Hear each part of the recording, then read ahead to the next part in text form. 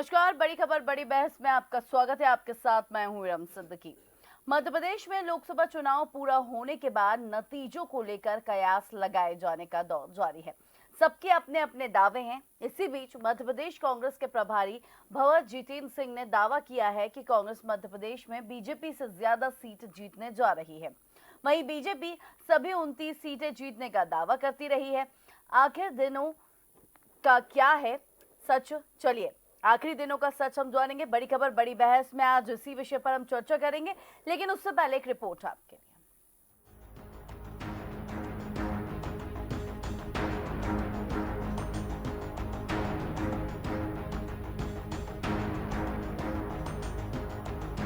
मतगणना की तैयारी को लेकर मध्य प्रदेश कांग्रेस के प्रत्याशियों की सोमवार को पीसीसी में बैठक हुई। इसमें करीब एक महीने बाद सक्रिय हुए पूर्व मुख्यमंत्री कमलनाथ भी शामिल हुए। बैठक में भाग लेने आए पार्टी के प्रदेश प्रभारी भंवर जितेंद्र सिंह ने मीडिया से चर्चा में दावा किया कि कांग्रेस मध्य प्रदेश में बीजेपी से ज्यादा सीटें जीतने जा रही है। बैठक में शामिल अन्य नेताओं ने भी अपनी अपनी जीत के दावे किए। बहुत बड़ा एक कार्यक्रम कांग्रेस पार्टी बूथ से लेकर मंडल से लेकर सेक्टर से लेकर और प्रदेश तक चलाने वाली है।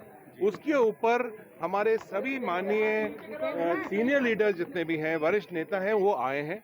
उनके मार्गदर्शन पर ही वो कार्यक्रम चला जाएगा। एक बहुत बड़ा निर्णय आज मध्य प्रदेश कांग्रेस लेने वाली है। भारतीय जनता पार्टी से ज्यादा सीटें जीतेंगे। मैं जोशी नहीं हूँ। दिग्विजय सिंह जी कोई खुलासा करने वाले हैं ईवीएम को लेकर के, उत्तर सर्चिंग चल रही है। ईवीएम का खुलासा तो मेरे जनता ही कर रही है। जो चुनाव के रिजल्ट आएंगे उसकी क्या तैयारियां करना है, और एक सर्जरी चुनाव के रिजल्टों के बाद कांग्रेस पार्टी में होना, उन सारी बातों की तैयारी करने के लिए महामंत्री जी आए। वरिष्ठ लीडरशिप से बात करेंगे ताकि वो अपने सुझाव दे सकें। मैं खुद उस कमेटी में हूँ और मुझे भी इस बात का दुख है कि हम डर के कह रहे लोकसभा चुनाव में विरोध करेंगे, करते रहें, कोई फर्क नहीं पड़ता। कई लोग बीजेपी में जा चुके हैं, कई लोग विरोध करें। इतनी बड़ी पार्टी को इससे फर्क पड़ता नहीं है। तो ये उनकी जो शिकायत है वो मैं जायज़ मानता हूँ, और मैं अध्यक्ष जी से कहूँगा कि इसमें तत्काल कार्रवाई होना चाहिए। जिस तरह से लोकसभा चुनाव में पूरे प्रदेश की जनता, देश की जनता इंडिया गठबंधन की सरकार बनाने के लिए मन बना लिए हैं, ऐसे समय में जहां जहां भाजपा की सरकार है राज्य में, वहां के मुख्यमंत्री परेशान हैं। मोदी जी फोन लगा के कहते हैं कि मुख्यमंत्री जी आपको हर हाल में 29 सीट मध्य प्रदेश का लाना है। जनता वोट देने के लिए भाजपा को बिल्कुल तैयार नहीं है। एआईसीसी की तरफ से निर्देश मिलेंगे, उसके अनुसार हम लोग आगे बढ़ेंगे, क्योंकि भारतीय जनता पार्टी बेईमानी करके चुनाव जीतना चाहती है। उन्होंने ईवीएम में भी बहुत बड़ी गड़बड़ी की, उसके बाद भी कांग्रेस जीतेगी। जबकि दूसरी ओर वर्तमान में 28 लोकसभा सीट पर काबिज बीजेपी सभी 29 सीटों को जीतने का दावा कर रही है। यही नहीं, वो मध्य प्रदेश को कांग्रेस मुक्त बनाने की बात भी कहती रही है। वर्ष 2019 में हुए चुनाव में 5 दिन बाद परिणाम आ गए थे, लेकिन राज्य में इस बार नतीजों के लिए 17 दिन का लंबा इंतजार है। परिणाम 4 जून को आना है। चुनाव मैदान में डटे प्रत्याशियों का एक एक दिन गिनते हुए गुजर रहा है। वहीं पार्टियां सियासी गुणाभाग में व्यस्त हैं। राजनीतिक दलों के इन दावों ने परिणाम को लेकर मतदाताओं में भी उत्सुकता बढ़ा दी है। डीएनएन के लिए रवि अवस्थी की रिपोर्ट।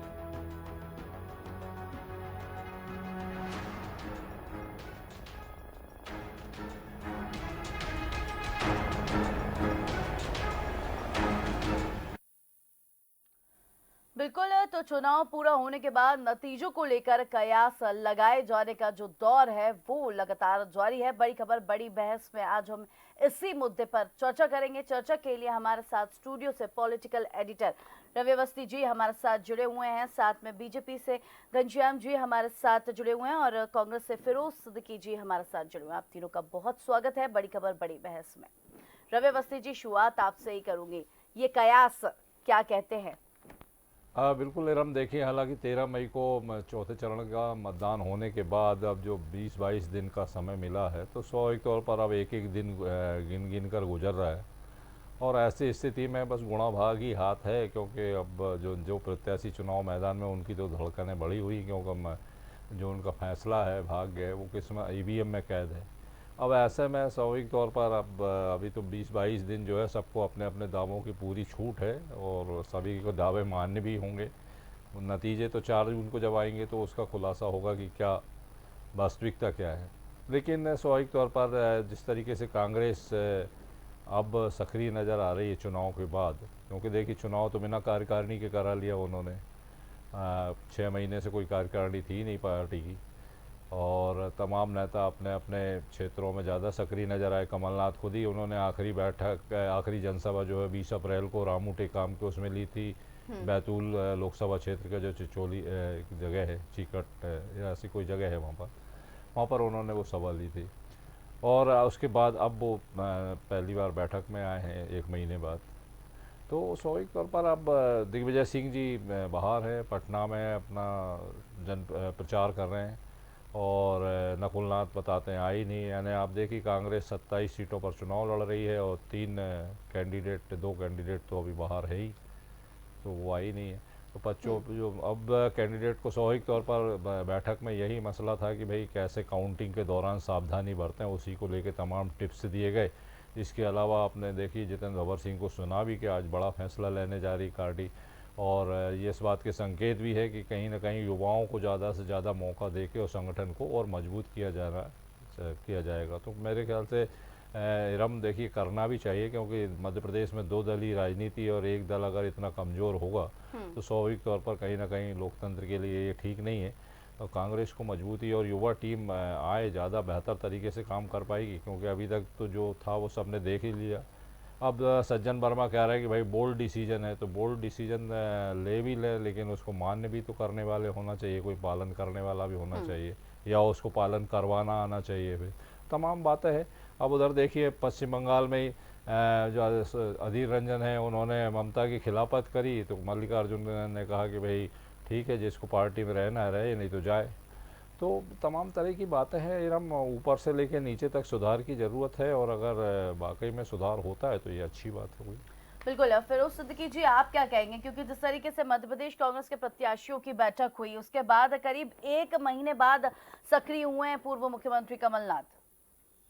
देखिए सब कमलनाथ जी ने नरसिंहपुर, बालाघाट, बाकी की जगहों पर अपना प्रचार का काम बाखूबी किया। उन्होंने एक चुनाव लड़ा है पूरा छिंदवाड़ा में, तो सभी लोग अपने अपना काम किया है सबने। अब उसके बाद पार्टी बैठी है तो अपना सभी प्रत्याशियों को से फीडबैक भी लिया है हम लोगों ने कि कहाँ कैसा रहा, क्या पार्टी की कमजोरियां रही, किसने भीतरघात किया है, किसने मन लगा के काम किया है, कौन कौन लोग इस काम में इस काउंटिंग में क्या विशेष सतर्कता रखनी है। कि आप देख ही रहे हैं कि किस तरीके से वीडियो वायरल हो रहे हैं कि एक आदमी 8 वोट डाल रहा है पीठासीन अधिकारी के सामने, कितने तमाम वीडियो वायरल हुए पूरे, और ऐसा लग ही नहीं रहा कि चुनाव आयोग जो है एक बराबर पक्ष की तरह मतदान करा रहा हो या लोगों के बीच काम कर रहा हो, ऐसा भी प्रतीत नहीं हो रहा। तो ये सब जो काम है तो पार्टी जो है वो अपना काम कर रही है और हम तो बहुत वक्त से पहले जो है अपना काम करके और अब काउंटिंग की हमने तैयारी की है। नई कार्यकारिणी हो सकता है कि चुनाव के बाद हमारी शीघ्र ही एक नई कार्यकारिणी आ जाए और नए सिरे से पार्टी अपना काम शुरू कर देगी। तो ये तो सब अपना काम जो है वो चल रहा है उस समय। चले घनश्याम जी क्या कहेंगे आप? यहाँ पे फिरोज जी तो कह रहे हैं कि पार्टी अब काम कर रही है, कांग्रेस का ये भी कहना है कि बीजेपी से ज्यादा सीटें जीतने जा रही है कांग्रेस मध्य प्रदेश में। देखिए कांग्रेस का दिवा स्वप्न है और दिवा स्वप्न देखने में कोई हर्ज नहीं है। कांग्रेस को देखना चाहिए, कांग्रेस देख ही रही है। वो तो 4 तारीख को जब जनता जनार्दन का आशीर्वाद भारतीय जनता पार्टी को मिलेगा और 29 की 29 सीटों पर मध्य प्रदेश में कमल खिलेगा और देश में पुनः नरेंद्र मोदी जी के नेतृत्व में भारतीय जनता पार्टी के नेतृत्व सरकार बनेगी, तब इनका दिवा स्वप्न टूटने वाला है। और यहाँ तक बात रही, आपने कहा कि कांग्रेस और उत्सुकता के साथ में, जागरूकता के साथ में बैठक कर रही है और उनके लोग कार्यकर्ता आ गए हैं। देखिए क्या है, मेरा जो मत है, विद्यार्थी पढ़ाई करता है परीक्षा के लिए और परीक्षा में पास होने तक वो दिन रात मेहनत करता है। अब मुझे समझ में ये नहीं आ रहा है कि चुनाव निपट गए, अब ये काहे की तैयारी कर रहे हैं। ना तो अभी विधानसभा के चुनाव है और ना लोकसभा के चुनाव है, और अब आप इनके वातावरण से लग रहा है कि जैसे बड़ा भारी जो है। अरे भाई, इनके यहाँ पर तो कार्यकर्ता ही नहीं है, बूथ पर बैठने वाले लोग नहीं थे। भारतीय जनता पार्टी में आप देखेंगे अधिकांश इनके नेता कार्यकर्ता समाहित हो गए हैं, और फिर भी अगर ये दम्भ भर रहे हैं कि हमारी जो है सीटें ज्यादा आने वाली हैं, तो 4 तारीख को वो भी खत्म हो जाएगा। चले फिरोज जी, क्या कहेंगे आप? अभी घनश्याम जी ने कहा कि तैयारी किस बात की हो रही है? क्यों, क्या पार्टी आगे काम नहीं करेगी? अभी हमारी सरकार बनने जा रही है दिल्ली में, तो उसके बाद हमको है ना लोगों तक जो है सरकार की योजनाएं पहुंचाना है। भारतीय जनता पार्टी के हम विपक्ष में है, जनता की आवाज उठाएंगे। क्या जनता की आवाज उठाना कांग्रेस को बंद कर देगी क्या? तो सवाल ये है, जहां तक सिर्फ टव्वल की बात है तो वो तो भारतीय जनता पार्टी में चल रही है। इनके राष्ट्रीय अध्यक्ष ही कह रहे हैं कि अब हमें राष्ट्रीय स्वयंसेवक संघ की जरूरत नहीं है। तो इनके राष्ट्रीय अध्यक्ष ही कह रहे हैं। भारतीय जनता पार्टी कह रही थी कि हमारा बूथ इतना मजबूत है, 370 वोट निकालेंगे, 10% वोट बढ़ाएंगे। यहाँ तो उल्टा वोटिंग परसेंटेज गिर गया, और उसके बाद जब वोटिंग परसेंटेज गिरा तो उसके बाद जो है भारतीय जनता पार्टी बैठकों पे बैठ के करती रही, तो भी वोटिंग परसेंटेज को वापस नहीं ला पाई। सवाल ये है कि हालत किसकी खराब है, परेशान कौन है? अब भारतीय जनता पार्टी में तो अब उनके नेता आ नहीं रहे काम करने। शिवराज सिंह जी ने अपने आप को समेट लिया, जो टिकट उनके कहने से दिए गए थे उन्होंने केवल उतने ही टिकटों पे जाके, उतनी ही जगहों पे जाके प्रचार किया, बाकी की जगह पे छोड़ दिया। वो उमा भारती जी कहाँ है? मुझे तो कहीं नहीं नजर आई पूरे मध्य प्रदेश में। वो कहाँ प्रचार करने गई थी उमा भारती? बहुत नेता है ऐसे, रघुनंदन शर्मा है, और भी कई सीनियर लीडर हैं जो बाहर नहीं निकले। इनके पूर्व मंत्री हैं, गोपाल भार्गव जी हैं जो सीनियर नेता हैं, खुरई वाले जो है वो हैं, और भी कई नेता वो नहीं निकले। कौन निकला बाहर? ऐसे तो फिरोज जी कई दिग्गज नेता कांग्रेस में भी हैं जो नजर ही नहीं आए पूरी चुनाव में। हमारे भारतीय जनता पार्टी तो ये तय करे कि वो अभी संघ के साथ है, संघ से अलग हो गई। वो बताए ना सिरोनिया जी इस बात को कि क्या भारतीय जनता पार्टी संघ के साथ है या संघ से अलग हो गई? चलिए कुछ बोलना चाह रहे हैं जी, बोलिए फिरोज जी। फिरोज जी देखिए, आप एक वरिष्ठ प्रवक्ता के नाते यहाँ है, मैं निवेदन करना चाहता हूँ, राष्ट्रीय स्वयंसेवक संघ ये राष्ट्रवादी विचारों को पुष्ट करने वाला संगठन है, और राजनीतिक दृष्टि से इसका कोई लेना देना नहीं है। भारतीय जनता पार्टी एक अलग संगठन है, राष्ट्रीय स्वयंसेवक संगठन संघ ये अलग संगठन है। ना तो संघ को भारतीय जनता पार्टी के कार्यक्रमों से कुछ लेना देना है, ना भाजपा को संघ के कार्यक्रमों से कोई लेना देना है। लेकिन राष्ट्रवादी कुछ बोल रहे हैं फिरोज जी, कुछ बोल रहे हैं घनश्याम। राष्ट्रवादी विचारों को कैसे पुष्ट किया जाए, राष्ट्रवादी विचारधारा को कैसे आगे बढ़ाया जाए। अरे ये बुद्धदेव जी राष्ट्रीय स्वयंसेवक संघ करता है। अरे आप तो सुन लीजिए मेरी विरोध जी। अरे मैं सुन ली, मैंने पूरी बात सुन ली आपकी, मेरा भी तो बात सुन लीजिए। अब आप तो भाषण देने लगे। चलिए घनश्याम जी हम सुन लेते हैं एक बार फिरोज जी क्या बोल रहे हैं। आप अपना चश्मा हटाइए तब देखिए। अरे घनश्याम जी आप सुन लेते हैं घनश्याम जी एक बार हम फिरोज जी की बात सुन लेते हैं। मैं आपसे जरूर कमेंट लूंगी जी। पीसीआर प्लीज थोड़ा सा साउंड को थोड़ा सा कम करिए। फिरोज जी बोलिए, आप अपनी बात रखिए। घनश्याम जी फिर मैं आपसे जवाब लूंगी। ऐसा है, घनश्याम जी को ये नहीं पता कि उन्होंने ये भी कहा है जेपी नड्डा जी ने कि जब भारतीय जनता पार्टी छूटी थी तब वो संघ का उपयोग करती थी, अब उनको संघ की जरूरत नहीं है। उन्होंने ये भी नहीं कहा कि वो हमारा है ना मातृत्व संगठन है। उन्होंने तो कहा वो हम उनकी विचारधारा है, हम उनकी विचारधारा को देखते रहते हैं।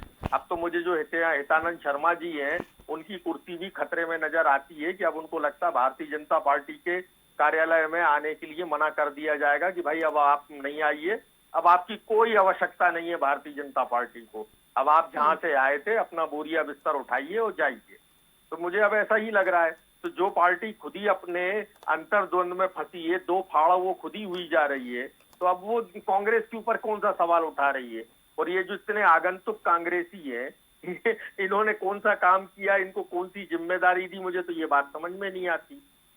फिर भी भारतीय जनता पार्टी को शुभकामनाएं कि वो अपने दम पे अकेले पहली बार जो सन 80 से वो बनी और जनसंघ के बाद से जी सुन रही हूँ, अब सुन पहली रही बार हूँ वो अपने घनश्याम जी साथ आपकी जो है बात। वो काम करेगी। ठीक है, अपने दम पे काम करे और चल निकले, ऐसी हम कामना करते हैं। नहीं तो ऐसा चले। नहीं हो रास्ते में कहीं एंड चले बैंड होकर एक्सीडेंट हो जाए। मुस्कुरा रहे हैं घनश्याम जी, जरा उनसे भी पूछ लेते हैं। जी घनश्याम जी आप अपनी बात रखें। देखिए, मैं निवेदन करना चाहता हूँ, हम्म थोड़ा सा और ज्ञान बढ़ाने की आवश्यकता है। हम्म देखिए, राष्ट्रीय स्वयंसेवक, मैंने भी कहा, जो नड्डा जी ने कहा वो वही मैं दोहरा रहा हूँ। राष्ट्रीय स्वयंसेवक संघ ये राजनीतिक दल नहीं है, ये राष्ट्रवादी दल है, संगठन है। और समाज में सामाजिक समरसता का भाव आए, समाज में राष्ट्रीय चेतना जगे, ये करने का काम राष्ट्रीय स्वयंसेवक संघ का है, चुनाव लड़ने का काम नहीं है। और इसलिए ऐसे लोग जो राष्ट्रवादी विचारधारा के साथ में खड़े होते हैं, उनको राष्ट्रीय स्वयंसेवक संघ मदद करता है। मैं निवेदन करना चाहता हूं, जब नेहरू जी के समय में, निवेदन कर रहा हूं सामने, नेहरू जी के समय में जब युद्ध का समय था, तब रातों रात राष्ट्रीय स्वयंसेवक संघ के कार्यकर्ताओं ने हवाई जहाज उतारने के लिए हेलीपैड बनाने में उस जमाने में मदद की थी। और उसके बाद राष्ट्रीय स्वयंसेवक संघ को आदरणीय हमारे पास ऐसे कोई तथ्य नहीं है, कांग्रेस के पास ऐसे कोई तथ्य नहीं है। नेहरू जी ने संघ की टुकड़ी को और उस 26 जनवरी के कार्यक्रम में दिल्ली में, ये भी गलत है, ये भी गलत है।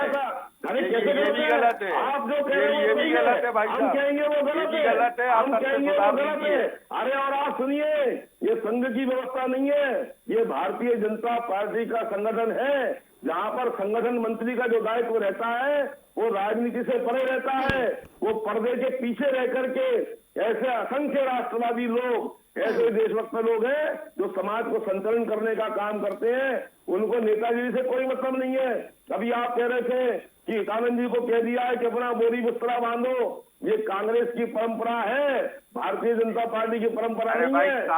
जब आपको जरूरत नहीं है, जब आपको जरूरत नहीं है आरएसएस की, तो अब आपको क्या आवश्यकता है आपके राष्ट्रीय अध्यक्ष की?